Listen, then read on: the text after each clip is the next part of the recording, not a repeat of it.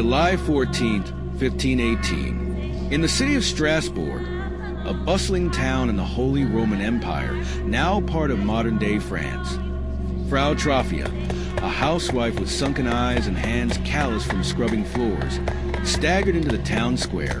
Her neighbors jeered. Another drunk, they thought. But her feet began to twitch. Not a dance, a seizure. Her legs jerked like a hangman's rope. By dusk, her slippers were pulp, her toes curled backward, bones jutting through skin. She danced through the night, shrieking hymns in a language no one recognized. And by dawn, 6 others had joined her. Within days, the square was a charnel waltz. Hundreds convulsed, blacksmiths, priests, children.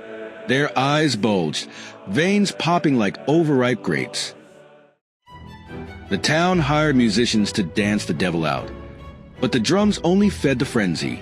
A butcher named Klaus gripped his cleaver, screaming, "Make it stop!" then plunged it into his own thigh. He danced on, blade still embedded, until his heart burst. They left his corpse twitching, and the living danced in his blood. By week 2, the dancers began to whisper of them.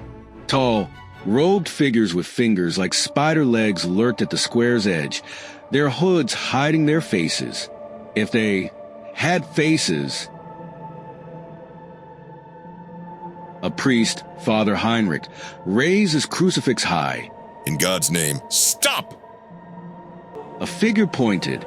Heinrich's legs snapped taut. He danced a jig, bones cracking like kindling, until his knees exploded. The townsfolk swore the church bells rang that night, but the ropes hung limp, coated in frost. On the 34th night, the dancers changed. Skin sloughed off, revealing muscle glistening like raw meat. A mother, Greta, clawed out her own tongue and scrawled on the wall. He watches. Then the earth split. A stench of rot flooded the square. Survivors swore a giant eye with a slit pupil like a goat's rose from the fissure. It scanned the crowd and the dancers dissolved. Only their shoes remained, filled with ash that whispered, "Soon." Strasbourg burned the shoes in a mass grave. But to this day, locals lock their doors at midnight. They say if you stand in the square, your legs twitch, your toes curl, and in the shadows, hooded figures wait. The dancing plague was not a curse, it was a rehearsal.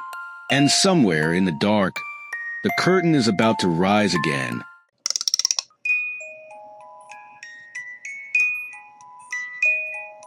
Will you resist, or will you join the waltz? Let us know in the comments. And if you crave more nightmares from history's abyss, hit subscribe. Next week, we descend into the Well of Souls.